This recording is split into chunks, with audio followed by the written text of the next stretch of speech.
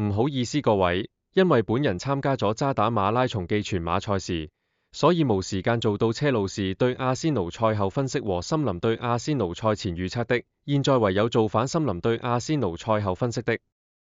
阿仙奴出賽陣式係4-2-3-1出賽陣容。龍門1號拉也，後防左至右12號添巴，6號加比爾，2號沙列巴，4號賓白。中場36號蘇比文迪，41號懷斯。攻中場20號馬杜亞基，8號奧迪哥特，11號馬天利尼。前鋒14號約基利斯。上半場兩隊都無一腳射中龍門目標。第23分鐘，森林的梅里路係自己後場作出一個致命長傳，當時足球已經越過所有阿仙奴的球員，森林的奧道爾都已經突破越位，好彩拉也立即衝出來解圍。第28分鐘，阿仙奴的懷斯開出角球，馬杜亞基起腳省中人，遠處的馬天利尼左腳補射斜出。第40分鐘，阿仙奴前鋒約基利斯中場截得皮球後推進，但梅里路力追並咗截到前者的射門。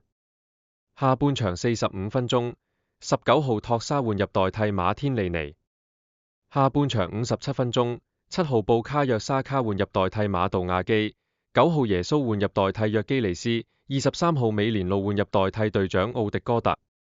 第65分鐘，阿仙奴的布卡約沙卡從右路傳中，懷斯球不着地射門，但力度唔夠，所以被諾定咸森林門將沙斯撲出。第65分鐘，阿仙奴的布卡約沙卡接應咗路懷斯傳中頭槌攻門，但被諾定咸森林門將沙斯飛進救出。下半場79分鐘，10號艾斯換入代替蘇比文迪。第80分鐘，阿仙奴投訴對方後衛艾拿手球，要求判罰12碼，為球證經話複核後認為球先觸及肩膀，且手臂處於自然位置，維持原判。全場統計控球比率，森林40%，阿仙奴60%，森林6次射門0次中門，阿仙奴15次射門3次中門。角球方面，阿仙奴9個，森林4個，黃牌就各有1張。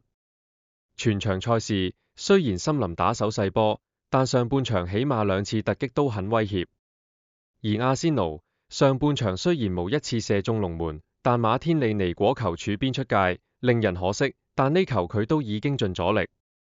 反而約基利斯係上半場竟然速度上慢過梅里路，可能佢控球太偏離了，如果唔係一定可以射到門的。今場森林門將沙斯撲出至少2球必入波，森林和波，佢居中之位。今場波奧迪哥特表現失準，攻門參與度不足，整個上半場他猶如隱形一般。